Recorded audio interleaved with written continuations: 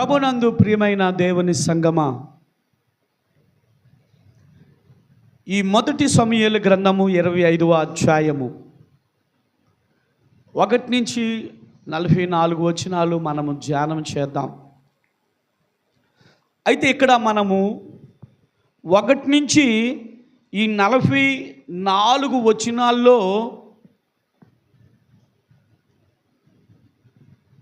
ప్రాముఖ్యమైన వారిని, వ్యక్తులను, ప్రాముఖ్యమైన ప్రాంతాలను, వీటికంటే మనల్ని సృష్టించిన సృష్టికర్తను కూడా మనం పరిచయము చేసుకుందాం. దేవునికి స్తోత్రం. ప్రభునందు ప్రియులారా, ఈ మొదటి సమూయేలు గ్రంథం 25 1 నుంచి 44 వచనాల్లో తండ్రి అయిన దేవుడు దేవుడు దేవుడు దేవుడు అనే మాట కనిపిస్తుంది. యెహోవా యెహోవా అనే మాట కూడా కనిపిస్తూ ఉంటుంది. తర్వాత ప్రాంతాలు అంటే ఏ ప్రాంతాలు అంటే, ఒకటి రామా అనే ఒక పట్టణం కనిపిస్తుంది. పారాను అరణ్యం కనిపిస్తుంది రెండవదిగా.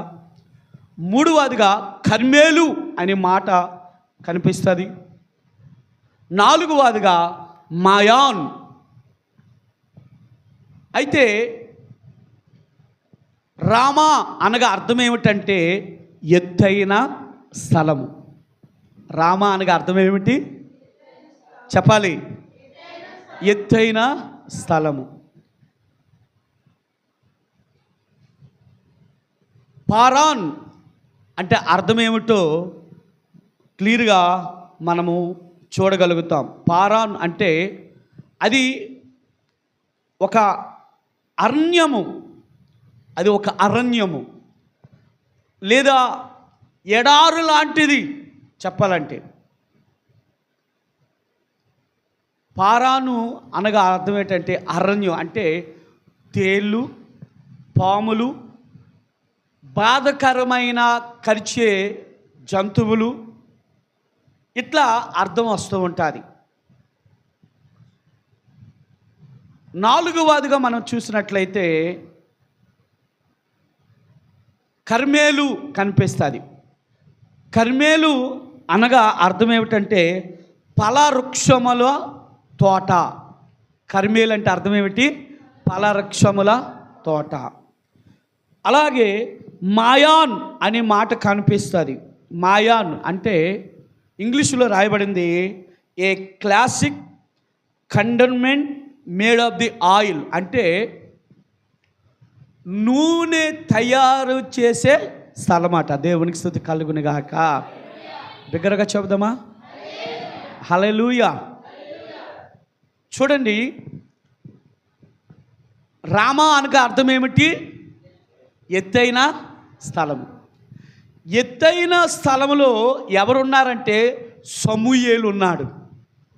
సమూయేలు పుట్టిన ఊరు పేరు అది. సమూయేలు అక్కడే చనిపోయారు. ఆయన ప్రాంతంలోనే పాతి పెట్టారు. అయితే ఎత్తైన స్థలములో నుండి మనము పారాను రావచ్చు. అంటే పారానులో ఏముంది? అరణ్యం. అది ఏమేమి ఉన్నాయని చెప్పాను?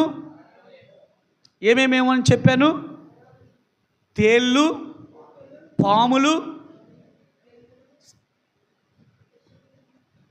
తర్వాత విషపు జంతువులు లేదా క్రూరమైన జంతువులు.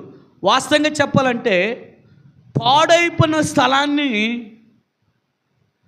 దేవుని ప్రజలు అడుగు పెట్టగానే, దేవుని ప్రజలు ఆ స్థలములోకి వెళ్ళగానే ఆ విషపూరకమైన పాములు, తేళ్ళు ఏవైనా సరే ఆ స్థలం అంతా కూడా దావీదు రాజు పట్టేసుకున్నాడు.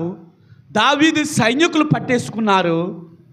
ఆ స్థలం అంతటి కూడా వారు ఉండడానికి ప్లెయిన్ స్థలముగా చేశారు. దేవునికి స్తుతి కలుగును గాక. ఎత్తైన స్థలములో నుండి సున్నతమైన స్థలములోనికి వచ్చారు. సున్నితమైన స్థలములో నుండి కర్మేలుకు వచ్చారు. కర్మేలు అంటే అర్థం ఏంటి చెప్పండి? ఫలవృక్షముల చెట్లు అంటే ఫలములిచ్చే స్థలం అట. దేవునికి స్తుతి కలుగును గాక. ఫలములిచ్చే స్థలం, ఫలాలు ఇచ్చే స్థలం, ఫలాలు అనుగ్రహించే స్థలం. అంత మాత్రమే కాదు, మాయాను దగ్గరకు వచ్చేసరికి నూనె తయారు చేసే స్థలం, నూనె తయారు చేసే స్థలం. ఎందుకు ఈ మాటలన్నీ మీకు పరిచయం చేస్తున్నానంటే, రామ అంటే ఏమిటో, తర్వాత పారాన్ అంటే ఏమిటో, కర్మేలు అంటే ఏమిటో, మాయాన్ అంటే ఏమిటో, ఈ ప్రాంతాల పేర్లు మీరు తెలుసుకొని దాని అర్థాలు తెలుసుకుంటే దేవుడు ఆ స్థలాలన్నిటినీ ఎలాగ దర్శించాడు, దేవుని ప్రజలను, దేవుని యొక్క జనాంగాన్ని, దేవుని యొక్క ప్రజలతో ఆ స్థలం ఎట్లా నింపాడు, ఏ విధంగా ఉంచాడు, వాక్యము ద్వారా మనము చూడగలుగుతుంటున్నాం. అయితే ఎత్తైన స్థలములో నుండి సున్నితమైన స్థలం వచ్చింది.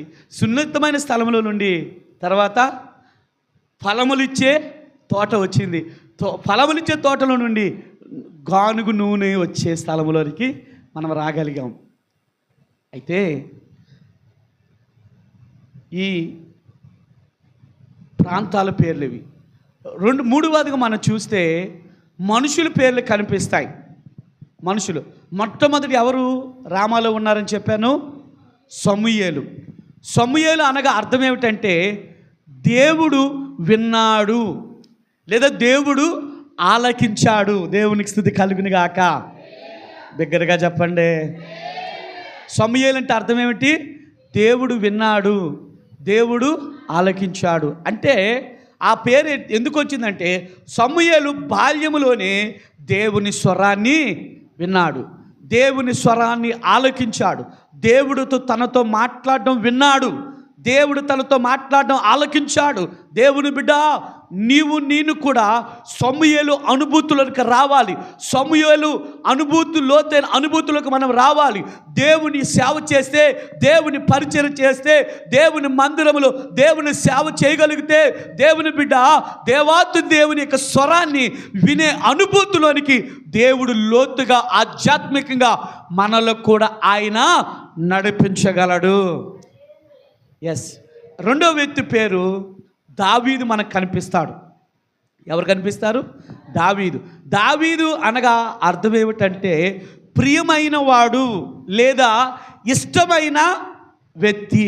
దేవునికి స్తోత్రం. దావీదు అనగా అర్థం ఏమిటి? ప్రియమైన వాడు లేదా ప్రియమైన వ్యక్తి, ఇంకా లేదా ఇష్టమైన వ్యక్తి. అయితే దావీదుకి ఎందుకు ఆ పేరు పెట్టబడిందంటే, దావీదు రోజుకి ఎన్ని మార్లు దేవుని స్తుతించాడు? 7 మార్లు దేవుని స్తుతించాడు. 7 మార్లు దేవుని స్తుతించాడు. అలాగే ప్రార్థనలు చేశాడు.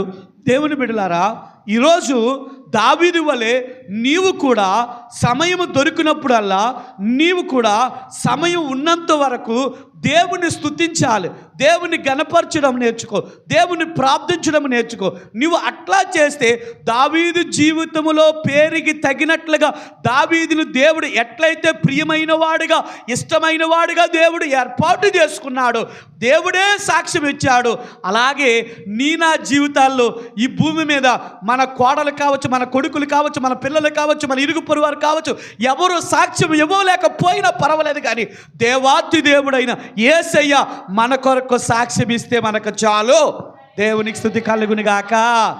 దావీదుకి తండ్రి అలాగ ప్రియమైన కొడుకని చెప్పలా, అన్నదమ్ములు ప్రియమైన తమ్ముడని చెప్పలా, తల్లి ప్రియమైన కొడుకని చెప్పలా, బంధువులు మా ప్రియమైన వాడని ఎవరూ చెప్పలేదు. కానీ దావీదు యొక్క జీవితంలో దావీదు దేవునికి ఉన్న సంబంధాన్ని బట్టి, దావీదు దేవుళ్ళు ఎదగడం బట్టి, దావీదు దేవుళ్ళు ఆధ్యాత్మిక లోతుగా వెళ్ళడం బట్టి, దావీదు దేవుని కలిగి ఉండడం బట్టి, దావీదు జీవితంలో గొప్ప ఆరాధన దేవునికి చేయబట్టే దేవుడు దావీదు యొక్క ఆరాధన విన్నాడు, ఆలకించాడు, అంగీకరించాడు.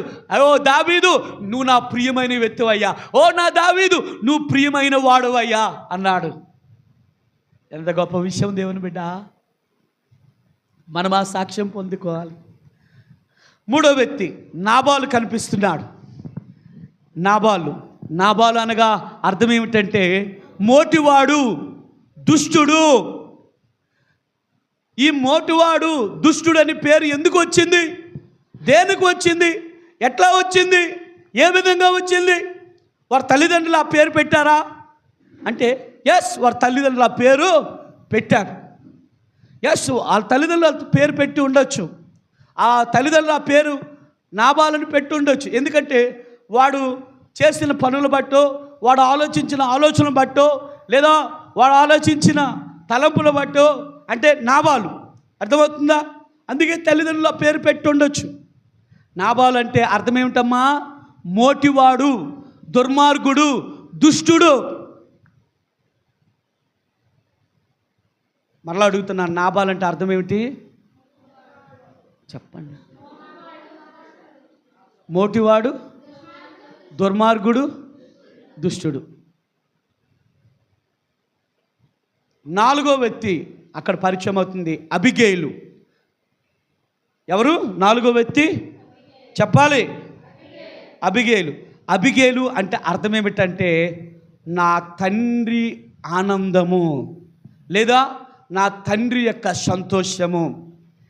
అందుకే అబిగేలుకు మరొక పేరుంది, సుబుద్ధి కలిగిన స్త్రీ, రూపవశి.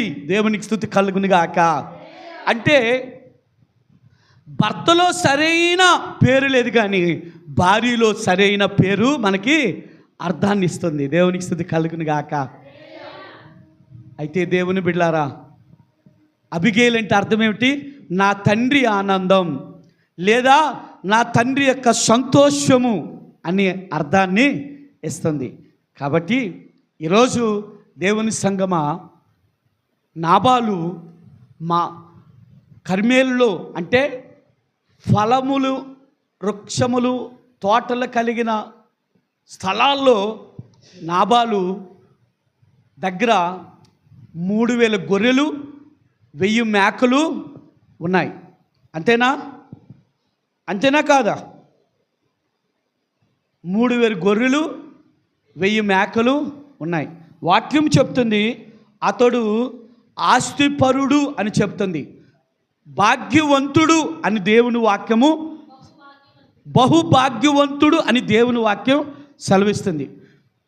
చూడండి, 3000 గొర్రెలు ఉండొచ్చు, 1000 మేకలు ఉండొచ్చు, కానీ ఆయన మాటల్లో మంచి లేదు, ఆయన నడవడిలో మంచి లేదు, ఆయన చూపులో మంచి లేదు, ఆయన యొక్క తత్వంలో, ప్రవర్తనలో కూడా మంచి లేదు. పేరుకి తగినట్టుగానే జీవిస్తున్నాడు. ఈ లోకములో ధనధాన్యాలు ఎందరికో ఉండొచ్చు, సౌభాగ్యాలు ఎందరికో ఉండొచ్చు, అధికారం ఉండొచ్చు, అండదండలు కూడా ఉండొచ్చు, కండబలం ఉండొచ్చు, రాజకీయ బలం ఉండొచ్చు, ధనం ఉండొచ్చు, భూములు ఉండొచ్చు, భవనాలు ఉండొచ్చు. ఎన్ని ఉన్నా నీలో మంచి లేనప్పుడు, నీ పేరుని బట్టి నీలో మంచి లేనప్పుడు, నీలో మంచితనం లేనప్పుడు, ఇతరులు వచ్చినప్పుడు ఆదరించే తత్వం లేనప్పుడు, ఇతరులు వచ్చినప్పుడు సరిగా నువ్వు మాట్లాడే పరిస్థితులు లేనప్పుడు, నీ పేరుకి తగిన బ్రతుకు నీలో లేనప్పుడు, నీ బ్రతుకు ఒక బ్రతుకేనా? నీ బ్రతుకు ఒక బ్రతుకేనా? దేవుని వాక్యం సెలవిస్తుంది, నాబాలు గొప్ప భాగ్యవంతుడే, నాబాలు ఆస్తిపరుడే. ఎన్నున్నా సుఖమేముంది? దేవుని బిడ్డ, నువ్వు సంపాదించు, కానీ దేవుడు వద్దనలా. దేవుని బిడ్డ, నువ్వు సంపాదన కలిగి ఉండు, కానీ దేవుడు వద్దనలా. కానీ ఈరోజు దేవుని నమ్మిన నీవు, దేవుని అంగీకరించిన నీవు, అది నేనైనా సరే, దేవుని బిడ్డ, దేవుడు మనకు నేర్పించేది ఏంటంటే, ఒకటి, నీ పొరుగువాడిని ప్రేమించన్నాడు. రెండవదికి, ఏమీ లేని వాడికి సహాయము చేయమన్నాడు. అదే క్రైస్తవుడి యొక్క దారి, అదే క్రైస్తవుడి యొక్క తత్వం.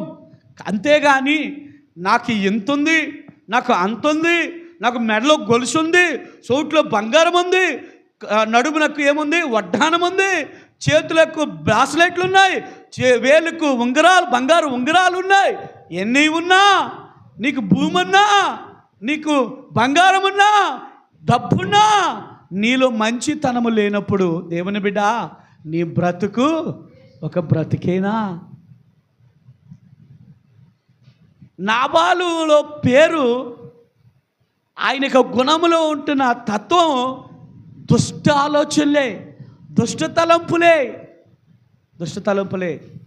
ఎందుకు ఈ మాట నాబాలు గురించి చెప్తున్నానంటే, నాబాలు కర్మేలు పట్టణంలో గొర్రెల యొక్క బొచ్చు కత్తిరించినప్పుడట, వాళ్ళ ఆచారం ప్రకారం, అందరూ వినాలి, గొర్రెల యొక్క బొచ్చు కత్తిరించినప్పుడు వాళ్ళ ఆచారం ప్రకారం విందు జరుగుతుంది.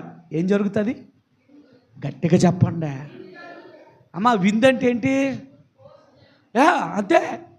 అది చెప్పడానికి ఎందుకు నోట్లో నాలుక లేని వాళ్ళు అలాగా ఉండిపోతున్నారు. ఏం జరుగుతుంది? గొర్రె బొచ్చు కత్తిరించినప్పుడట విందు జరుగుతుంది. అంటే భోజనాల ఏర్పాట్లు చేస్తారు. భోజనాల ఏర్పాట్లు అంటే ఆశమాష చెప్పండి. టెంటలు ఉండాలి, సప్లర్ సామాన్లు ఉండాలి, వండేవారు ఉండాలి, అవునా కాదండి? బొచ్చు కత్తిరించేవారు కూడా అక్కడ ఉన్నారు. తర్వాత మందు ఉండాలి. మందు లేదంటారా? చెప్పరేటండి, కొంచెం చెప్పండి గట్టిగా. ఉండాలా లేదా? ఉండాలి. గొర్రెల యొక్క బొచ్చు కత్తిరించినప్పుడట విందు కంపల్సరిగా జరుగుతుంది. అది జరుగుతుందా లేదా అనే మాట కూడా నేను వాక్యము ద్వారాగా మీకు చూపిస్తాను రండి. దేవునికి స్తుతి కలుగును గాక. 2 చేతుల పైకి బిగ్గరగా చెబుతాను. 11 వచనం చదవండి. 25:11 వచనం. ఇక్కడ నాబాల్ అంటున్నాడు, దావీదు యొక్క పనివారితో ఏమంటున్నాడంటే, నేను సంపాదించిన అన్నపానములు, చదవాలి గట్టిగా, నేను సంపాదించుకున్న అన్నపానములను నా గొర్రెల యొక్క బొచ్చు కత్తిరించి వారి కొరకు నేను వధించిన పశుమాంసమును తీసి నేను బొత్తుగా ఎరగిన వారి ఇత్తునా అని దావీదు దాసులతో చెప్పగా. దేవునికి స్తుతి కలుగును గాక. ఇప్పుడు చెప్పండి, అక్కడ విందు జరుగుతుంది లేదా? చెప్పండి.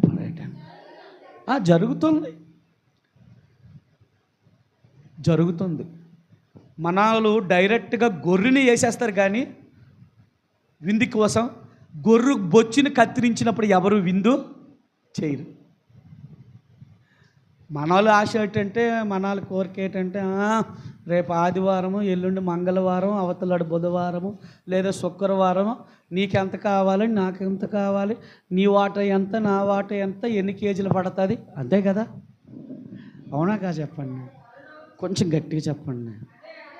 అదే కదా ఆలోచన. అది దాన్ని వేసేయాలి, దాని పొర తీసేయాలి, తర్వాత బాగా కాల్చిన తర్వాత నీకేం కావాలి, నీకు మెదడు కావాలి, నీకు చెవులు కావాలి, వీడి కాలు కావాలి, ఇంకెన్నో కదండి, అంతే కదా?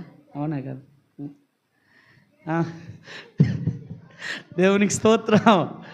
బిగ్గరగా చెప్దామా? హల్లెలూయా. అదే కథం ఓకేయా, అయిపోయింది. ఏంటి? ఇది నీ వాట, ఇది మైకులో వేసి ఇది నీ వాట, అది నీ వాట, ఇది నీ వాట, పేర్లు సరిపోయి ఎవరి దగ్గర ఒట్టుకెళ్ళిపోయి అయిపోయింది దరువు, అంతే. దేవుని బిడ్డ ఒక్క మాట నేను చెప్తాను, జాగ్రత్తగా వినండి. యూదుల ఆచార ప్రకారంగా వారు గొర్రె బొచ్చుని కత్తిరించినప్పుడు వారు పశు మాంసము కూడా వాళ్ళు వేసి విందును చేసేవారట. జాగ్రత్తగా వినండి, విందుని చేసేవారు. విందుతో పాటు ఏముంటుంది చెప్పరా? మీ ఇంట్లో లేదా? ఉందా? ముందుందా? అమ్మో, కొంచెం జాగ్రత్తగా ఉండాలి మీ దగ్గర అయితే. అది చెప్పండి. దేవునికి స్తోత్రం. హల్లెలూయా, హల్లెలూయా. కాబట్టి నా ప్రియ దేవుని సంగమా, అయితే నాబాల్ అంటున్నాడు, రే బాబు, ఇది నా సంపాదన రా, ఇది నేను సంపాదించుకున్న ఆస్తిరా, ఇది నేను సంపాదించుకున్న కొనుక్కున్న మాంసమరా, ఎవడో ఎరగని వాడికి నేనెట్లా ఇస్తానురా, నేను ఏ విధంగా ఇస్తానురా. దావీదు యొక్క పనివారితో నాబాలు మాట్లాడుతున్నాడు. చూడండి, నాబాలు భాగ్యవంతుడే, నాబాలు ఆశుపరుడే, కానీ ఇతరులు కనీసం పిడికుడు మాంసం ఉచితంగా ఇవ్వడానికి ఏమంటున్నాడు? ఇది నా సంపాదనరా అంటున్నాడు. ఇది నా సంపాదన. ఈరోజు చాలామంది కూడా ఇది నేను కష్టపడింది, ఇది నా సంపాదన, నాది నాది నాది. అందుకే ఏఆర్ స్టీవెన్సన్ గారు ఒక పాట రాశారు, నాది నాది అంటూ ఊగులాట నీకెందుకు, ఏది నీది కాదు సత్యమైన మార్గం ఎందుకు. దేవునికి స్తోత్రం. గట్టిగా చెప్పండి. నాది నాది నాది, అదే కదా మనం అనుకున్నది. వెళ్ళినప్పుడు మాత్రం మన వెనకాతల ఏది, చివరికి ఏది, 6 అడుగులు గొయ్య, 3 అడుగులు అంతే, 6 ఇంటూ 3. దేవుని బిడ్డ, ఇంత దానికి, ఈ పాటు దానికి మనం నాది అని విర్రబీగిపోతున్నావేమో.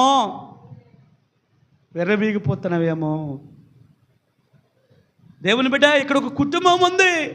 నాబాలు ఉన్నాడు ఆ కుటుంబంలో, పనివారు ఉన్నారు కుటుంబంలో, అబిగేలు తన భార్య ఉంది, ఎక్కడ వేరొక దగ్గర ఉంది.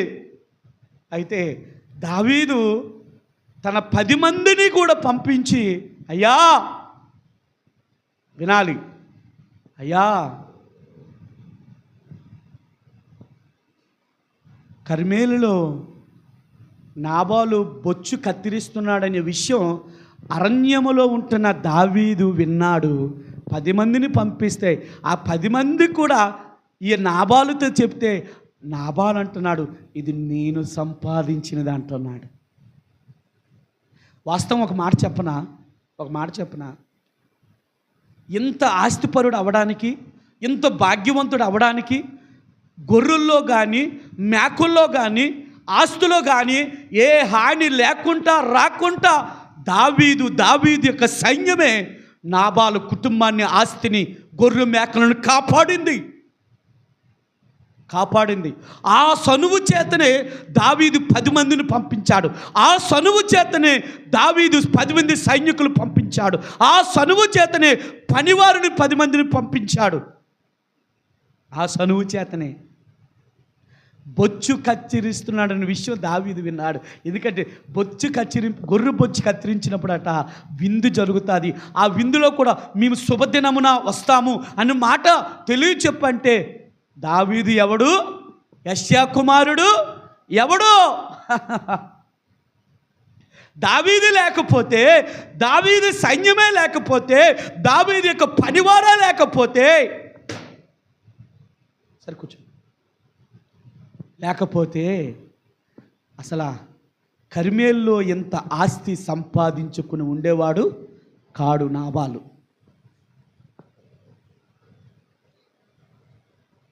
ఆ మాట చదువుదామా రండి. 17వ వచనం చదవండి. 17వ వచనం 16 నుంచి చదవండి ఆయన. 16 నుంచి, మేము గొర్రెలను కాయుచున్నంతసేపు వారు రాత్రి పగలు మా చుట్టూ ఎలాగున్నారట? ఎవరు? దావీదు యొక్క సైనికులు. చూసారా క్లియర్గా? మరొక్కసారి చదువునన్న మాట, మేము గొర్రెలను కాయుచున్నంతసేపు వారు రాత్రి పగలు మా చుట్టూ ప్రాకారంగా ఉండి. రాత్రి పగలంటే పగలు రాత్రి వాళ్ళు గొర్రెలు కాచి కాపాడారు. ప్రాకారముగా ఉన్నారంటే అర్థం ఏంటి?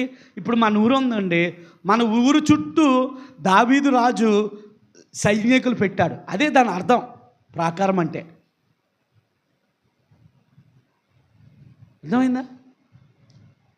ఇంపాక్ట్ చుట్టూ ప్రాకారం ఎలాగుందో, బెర్రీ కంపెనీ చుట్టూ ప్రాకారం ఎలాగుందో, అలాగే దావీదు తన సైనికులు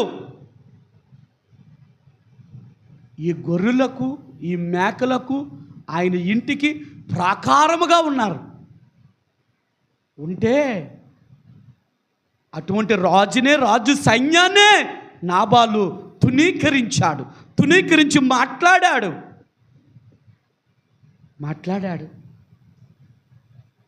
అయితే నాబాల దగ్గర చేస్తున్న పనివాడు నాబాల యొక్క భార్య దగ్గరికి వచ్చాడు, అబిగేల్ దగ్గరికి వచ్చాడు. 17 వచ్చిన వాళ్ళు. ఆ పనివాడు వచ్చి అబిగేల్తో చెప్తున్నాడు, అమ్మగారు ఏం జరిగింది తెలుసా? చదవండి ఒకసారి 17 వచ్చిన. అయితే మా యజమానునికి అతని ఇంటి వారందరికీ వారు కీడు చేయ నిశ్చయించి ఉన్నారు. ఎందుకు నిశ్చయించి ఉన్నారు కీడు చేయడానికి? దావీదు రాజు సైన్యము. నాబాలు ఏంటన్నాడు? దావీదు ఎవడు? యెషయా కుమారుడు ఎవడు? మరి దావీదు రాజు కోపం ఉండదా? రాత్రి పగలు కాసేవాడికి కోపం ఉండదా? చెప్పరేటండి. ఇప్పుడు ఈ మందిరానికి నా ఇంటికి ఎవడో నేను కాపల వాడిని పెట్టాను అనుకో, వాడికి గెంజిపోయి కొంటా, ఇక్కడ నువ్వు 3 పూటలు ఉండరా, రాత్రి పగలు ఉండరా అని అన్న తర్వాత వాడికి జీతం ఇవ్వకుండా, వాడు గెంజి పెట్టుకుంటా, మధ్యాహ్నం పో పెట్టుకుని రాత్రి పో పెట్టుకుంటా వాడు ఊరుకుంటాడా?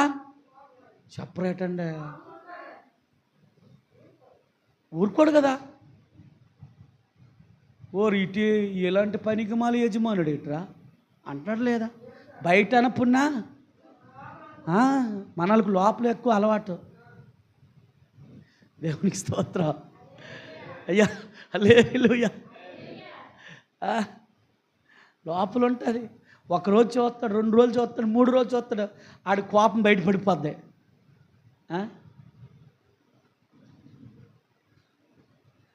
ఇక్కడ అంటున్నాడు, ఇంకా చదువునన్న ఏమంటున్నాడు? గనుక ఇప్పుడు నీవు ఈ పనివాడు అంటున్నాడు, అమ్మగారు ఇప్పుడు నువ్వు చేయవలసిన పని ఏమిటి తెలుసా? బహు జాగ్రత్తగా నువ్వు ప్రణాళిక కలిగి ఉండాలా, బహు జాగ్రత్తగా నువ్వు ఆలోచన కలిగి ఉండాలా. ఏంటా ప్రణాళిక ఆలోచన? మన యజమానుడు పనివాడు ఏంటంటే యజమానునే. నాబాలు ఏంటంటున్నాడు? మంచి చేశాడా చెడు చేశాడా? మంచి చేస్తే ఏమంటాడు? మంచోడు అంటాడు. చెడు మాటలు మాట్లాడాడు కాబట్టి కావు. అర్థమైందా? అందుకే మన యజమానుడు ఏమంటున్నాడు? ఎవరి దగ్గర అంటున్నాడు మాట? కట్టుకుని భార్య దగ్గర అంటాడు పనివాడు.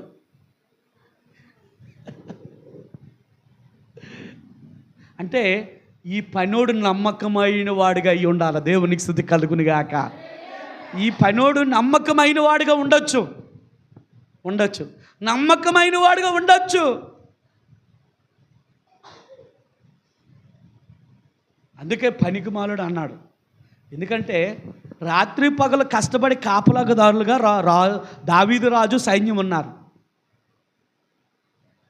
ఏముంది, ఒరే నాయన రాత్రి పగలు కాపలుగా ఉన్నావు కాబట్టి నువ్వు సైన్యం వచ్చిరు నాయన అనేసి సరిపోను కదా. కొద్ది మాంసం పెట్టి, భోజనం పెట్టి, లేదా రొట్టె పెట్టి పంపించవచ్చు కదా. లేకుండా దావీదు ఎవడు? యెషయా కుమారుడు ఎవడు? అయితే ఇక్కడ పనోడు అంటున్నాడు, ఇంకేమంటున్నాడు? ఎవరిని తనతో మాట్లాడనీయుడు అనిను. యజమానుడట ఎవడితో మాట్లాడినవాడట.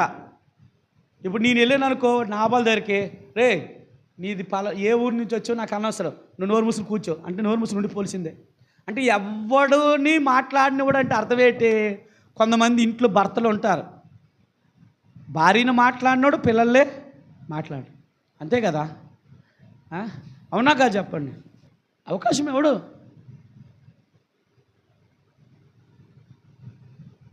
మన యజమానుడు పనికిమాలుడు అమ్మా అంతండి. కట్టుకుని భార్య దగ్గర మాట్లాడుతున్నాడు అంటే అంత సనువుగా మాట్లాడుతున్నాడంటే ఆ పనివాడు ఎంతో నమ్మకమైన వాడుగా ఉన్నాడు. దేవునికి స్తుతి కలుగును గాక. కానీ దేవుని బిడ్డలారా, ఈమెకు అర్థమైపోయింది. ఏం అర్థమైందంటే, గొర్రెలు యొక్క బొచ్చు కత్తిరించే సమయంలో దావీదు వెళ్తున్నాడు అనే మాట, వార్త, సమాచారము పని వాళ్ళ ద్వారాగా పంపించాడు. అంటే దావీదు మా ఇంటి దగ్గర నుంచి ఆతిథ్యాన్ని ఆశపడుతున్నాడు, మా ఇంట్లో యొక్క ఆతిథ్యాన్ని పొందుకోవాలనుకుంటున్నాడు.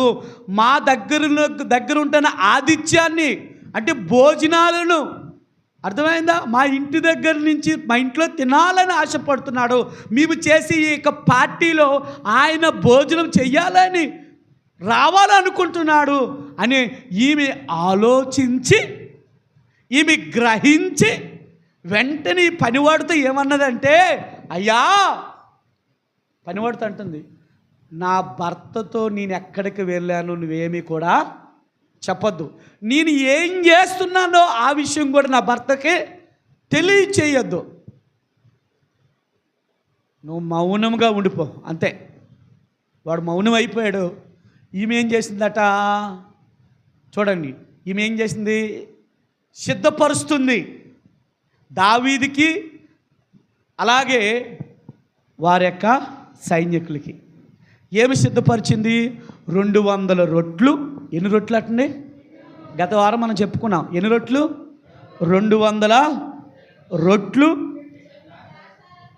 2 ద్రాక్షారసపు తిత్తులను, వండిన 5 గొర్రెల మాంసమును. ఎన్ని గొర్రెల మాంసమమ్మా? 5 గొర్రెల మాంసం ఎంతమంది తినచ్చు సంవత్సరముగా చెప్పండి? అబ్బా, అలాగైతే అలాగవుతుంది. 1000 మంది తీసుకొస్తా, నువ్వు పెట్టగలవు పెట్టి, నువ్వు ఎంతమంది అయినా తినొచ్చు అంటున్నావు కదా. 1000 మంది తీసుకొచ్చి సరిపోద్దా? చాలు. అక్కడున్న సైన్యం ఎంతమంది అంటే 400 మంది. ఎంతమంది? 400 మంది ఉన్నారు. 400 మందికి 200 రొట్లు, 2 ద్రాక్షారసపు తిత్తులు, 5 గొర్రెల మాంసము, 5 మానికల వేచిన ధాన్యమును, 100 ద్రాక్ష గెలలను, 100 అంటే 100 గెలలను, 200 అంజూరపు అడలను, అంటే గాడిదల మీద వేయించి, చూడు, గార్ధాబొమ్మల మీద వేయించి అనడానికి గా అంటున్నారు మీరు. అంటే గాడిదల మీద వేయించి ఆ పనివాడికి చెప్తుంది అబిగైలు ఏం చెప్తుందంటే, మీరు నాకంటే ముందుగా పోవుడి. దేవునికి స్తుతి కలుగును గాక. ఈమె మాట విన్నారు, ఈ మాటకు లోబడ్డారు, ఈ మాటకు అణిగిమెనిగా అయిపోయారు. అయ్యో, మన యజమానుడు మాట్లాడే పనికి మన మాటల వల్ల ఇదిగో అమ్మగారు మంచి వంట తయారు చేశారు, లేదా పనివారు కూడా అక్కడ సహాయం చేసి ఉండొచ్చు. అన్ని అమ్మగారు సిద్ధపరిచారు అబిగైలు. ఎందుకు తెలుసా? రాజు శుభదినాన్ని వస్తానన్నాడు కదా వీళ్ళ ఇంటికి. వీళ్ళు విందు దగ్గరికి భర్త రానివ్వలేదు.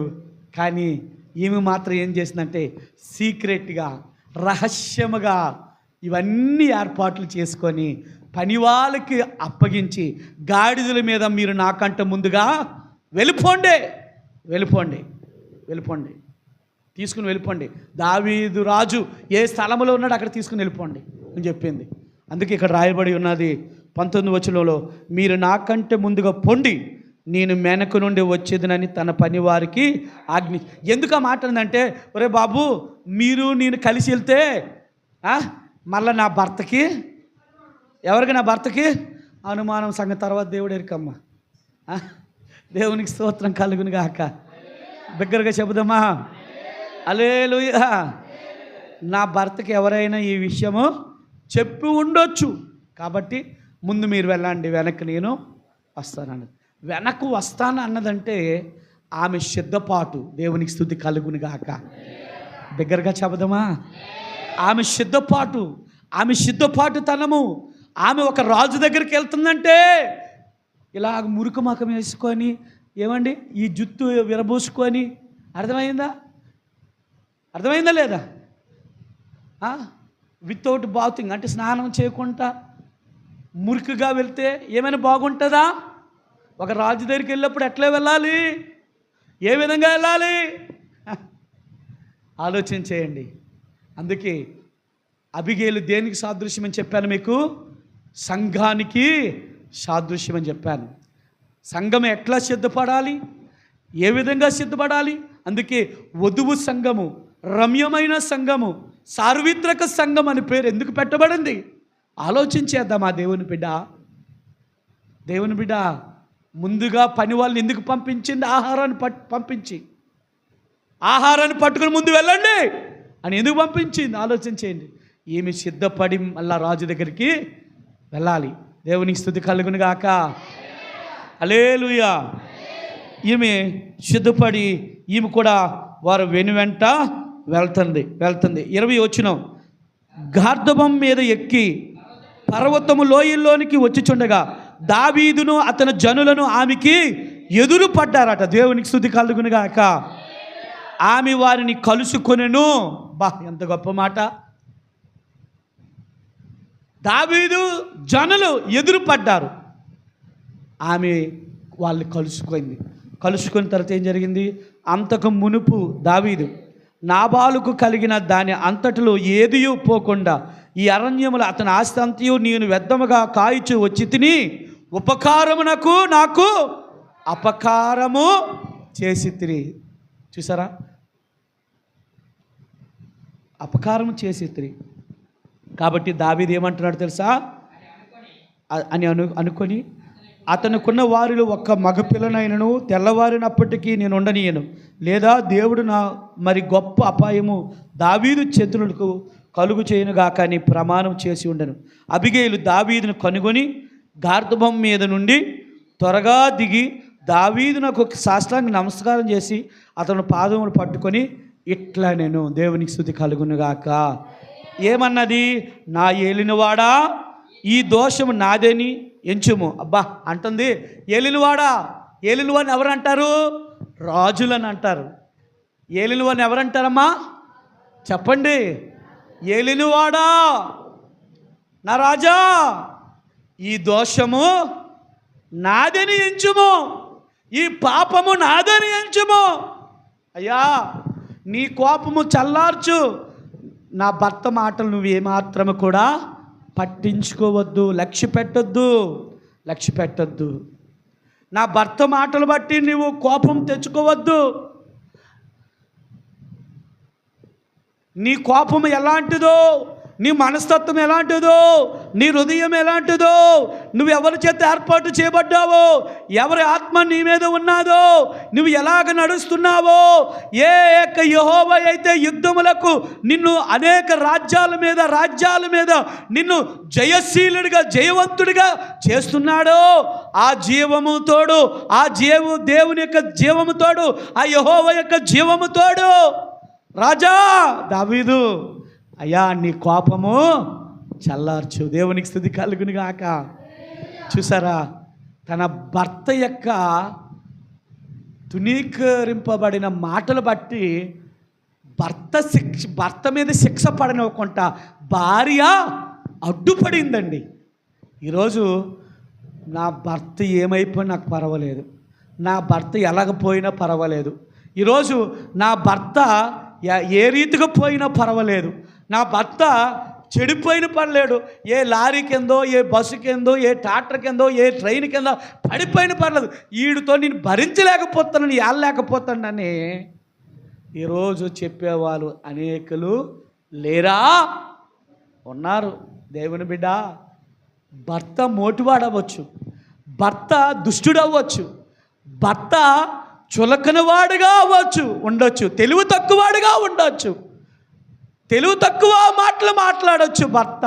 కానీ భారీగా నీ బాధ్యత ఏమిటి తెలుసా? దేవుని దగ్గర అడగవలసింది, యేసయ్యా.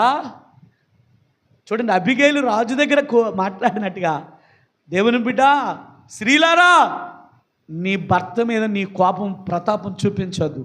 నువ్వేం చేయాలంటే దేవుని మీద చూపించు నీ కోపాన్ని. అయ్యా, నా భర్త తెలివి తక్కువవాడయ్యా, అమాయకుడయ్యా, ఏమీ తెలియదయ్యా, ఆయన క్షమించు, ఆయన మన్నించు అని ఇలా మాట్లాడి అబిగేలు మాట్లాడి శ్రేష్టమైన కానుకను దావీదు రాజు దగ్గరికి ఆమె తీసుకొని వచ్చిందట. దేవుని స్తుతి కలుగును గాక. బిగ్గరగా చెబుదామా? హల్లెలూయా, హల్లెలూయా. మరి వచ్చిందో లేదో మనము వాక్యము చూద్దామా? రండి, దేవుని యొక్క వాక్యాన్ని మనము చదువుకుందాం. 27వ వచనం చదవండి. అయితే నేను నా ఏలువాడగు నీ వద్దకు తెచ్చిన ఈ కానుకను నా ఏలువాడు నిన్ను వెంబడించి పనివారికి ఇప్పించి నీ దాసురాలునైనా నా తప్పు క్షమించుము. దేవునికి స్తుతి కలుగును గాక. నా తప్పు చూసారా, భర్త చేసిన తప్పుని ఈమె మీద వేసుకుంది. భర్తని ఎట్లా కాపాడుకుంటుందో చూడండి, భర్తని ఏ విధంగా కాపాడుకోవడానికి ప్రయత్నిస్తుందో చూడండి. చాలామంది ఈడే ఈడే ఈడే చూడండి, కొంతమంది ఆడాలి అంటారు, వీడే అంటారు. అమ్మా, దయచేసి చెప్తున్నాను తల్లులారా, మన మానవులే, మన కోపం ఉండొచ్చు, నేను కాదు అనట్లేదు. కానీ భారీగా లేదా స్త్రీగా నువ్వు చేయవలసింది ఏంటి తెలుసా? దేవుని దగ్గర, అయ్యా ఏమిస్తే నా భర్త నువ్వు మార్చుతావు, ఏమి ఇవ్వగలిగితే నా భర్తను నువ్వు మార్చుతావయ్యా. ఆయన చేసిన తప్పుడు మాటలు నన్నంటే నిన్ను అన్నట్టుగా. మరి సౌలు క్రైస్తవులు హింసించినప్పుడు ఆ దెబ్బలు ఎవరికి తగులుతున్నాయి? దేవునికే తగులుతున్నాయి. కాబట్టి దేవుని బిడ్డ, నువ్వు దేని విషయంలో భయపడకు. స్త్రీ తల్లులారా, పురుషులారా, దేని విషయంలో నువ్వు భయపడద్దు. మనల్ని అన్నివారు, మనల్ని తిట్టేవారు ఎందరో ఈ లోకంలో ఉండొచ్చు. కానీ స్త్రీ తల్లులారా, మనం ఒకటే కోరుకోవాలి. అది ఏమిటంటే, నీ భర్త విషయంలో నీ భర్త ఎంత తప్పు చేసినా సరే నువ్వు తెలుసుకోవాల్సిన సత్యం ఏమిటి అంటే, నీ భర్త నిమిత్తం నువ్వు ప్రార్థన ప్రాయశ్చిత్తము అడగాలి. దేవునికి స్తుతి కలుగును గాక. హల్లెలూయా, హల్లెలూయా. ఆ మాట ఆమె ఏమంటుంది? నీ దాసురాలు అయిన నా తప్పు క్షమించుము, నా ఏలినవాడగు నీవు యెహోవా యుద్ధములు చేయుచున్నావు గనుక నా ఏలినవాడగు నీకు ఆయన శాశ్వతమైన సంతతిని ఇచ్చును. నీవు బ్రతుకు దినములన్నిటిను నీకు అపాయము కలగకుండును. దేవునికి స్తుతి కలుగును గాక. ఇట్లా రాజు దగ్గర ఈ అబిగేలు, నాబాల్ యొక్క భార్య, మాట్లాడిన తర్వాత అప్పుడు రాజు ఏమంటున్నాడు? చివరికి మాట చెప్పి నేను ముగిస్తాను రండి. రాజు ఏమంటున్నాడు? 32వ వచనము. అందుకు దావీదు, నాకు ఎదురు పడుటకై నిన్ను పంపిన ఇశ్రాయేలు దేవుడైన యెహోవాకు స్తోత్రము కలుగునుగాక. దేవునికి స్తోత్రం. దావీదు రాజు ఇచ్చే సాక్ష్యం ఏంటంటే, నీవు నాకు ఎదురు పడ్డావు కాబట్టి సరిపోయింది, నీవు నా దగ్గర రాబట్టే సరిపోయింది. ఇశ్రాయేలు దేవుడే నిన్ను నడిపించాడు, నువ్వు నమ్ముకున్న దేవుడే నా దగ్గర తీసుకొని వచ్చాడు. కాబట్టి ఆ దేవుని బట్టి నేను స్తోత్రాలు చెల్లించుచున్నాను అంటున్నాడు. తర్వాత ఏమంటున్నాడు? 33, నేను పగ తీర్చుకోకుండాను ఈ దినమున ప్రాణము తీయకుండాను నన్ను ఆపినందుకు నీవు ఆశీర్వాదం నొందుదువుగాక. దేవునికి స్తుతి కలుగును గాక. చూసావా, నన్ను పగ తీర్చుకోకుండా నా కోపాన్ని చల్లార్చావు కాబట్టి ఇదిగో నీ భర్తను నేను చంపకూడదు అనుకున్నాను, నీ యొక్క ఆస్తి నేను పాడు చేయకూడదు అనుకున్నాను, కాబట్టి నీవు కూడా ఆశీర్వదించబడదు గాక అన్నాడు. దేవునికి స్తుతి కలుగును గాక.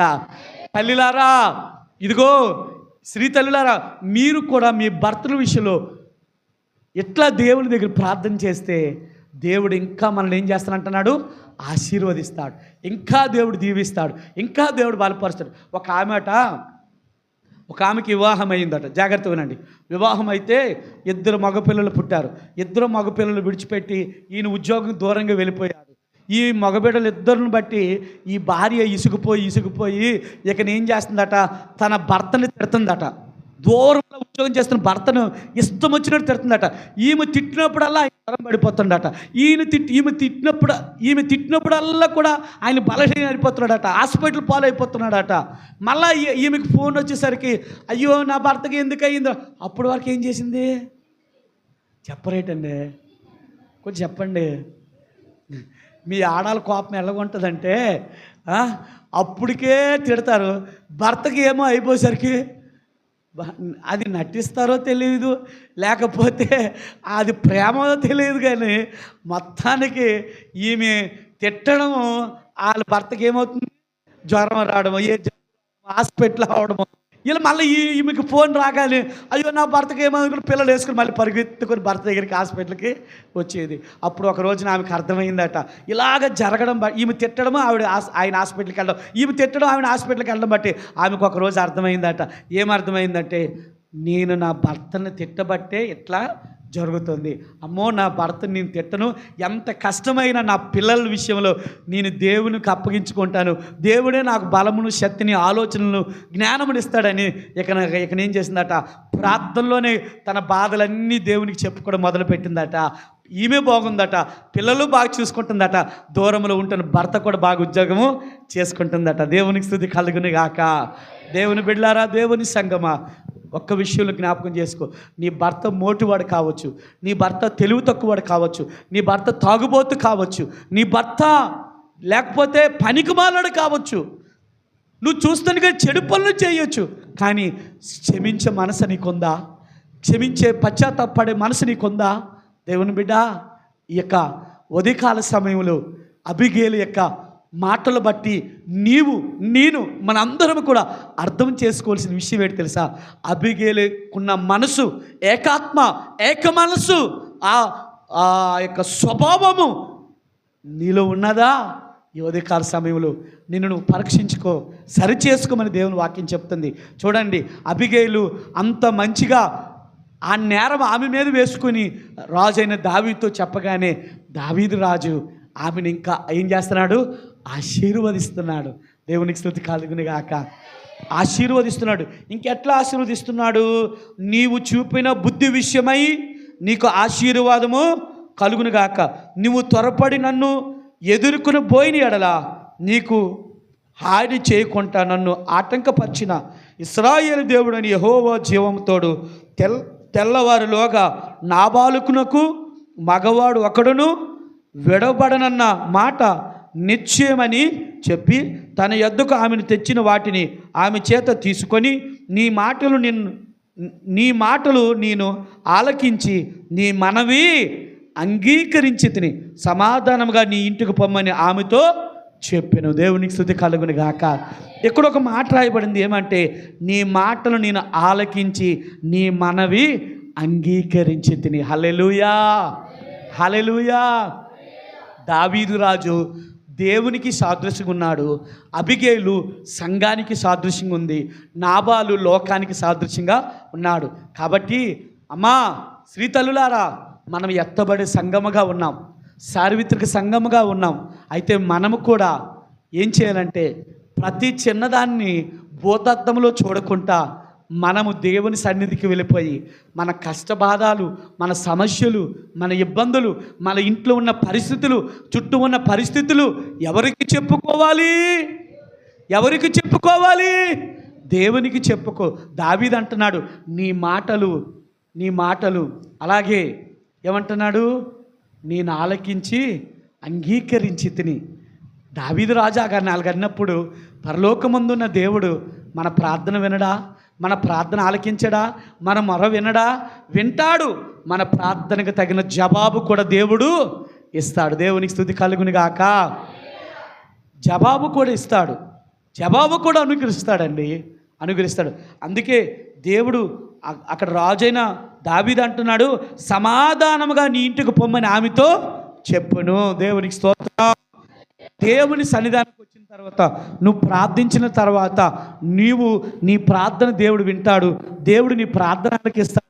నిన్ను కూడా ఈ యొక్క దావీదు రాజు ఆమెను సమాధానంతో నిన్ను, నీ కుటుంబాన్ని కూడా, నిన్ను, నీ జీవితానికి కూడా సమాధానం ఇచ్చే పంపిస్తాడు. అట్టి సమాధానంతో మనం ముందుకు వెళ్దాము గాక. అట్టి సమాధానం పొంది ముందుకు సాగిపోదాం గాక. అట్టి సమాధానంతో మన ఇంట్లో నివాసం చేద్దాం గాక. ఆ సమాధానం ఈ గ్రామం మీద ఉండును గాక.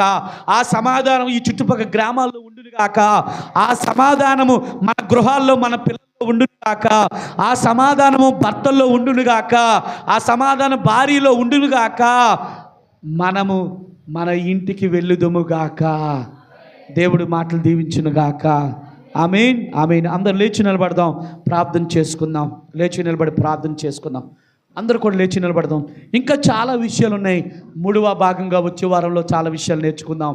అందరూ లేచి నిలబడదాం.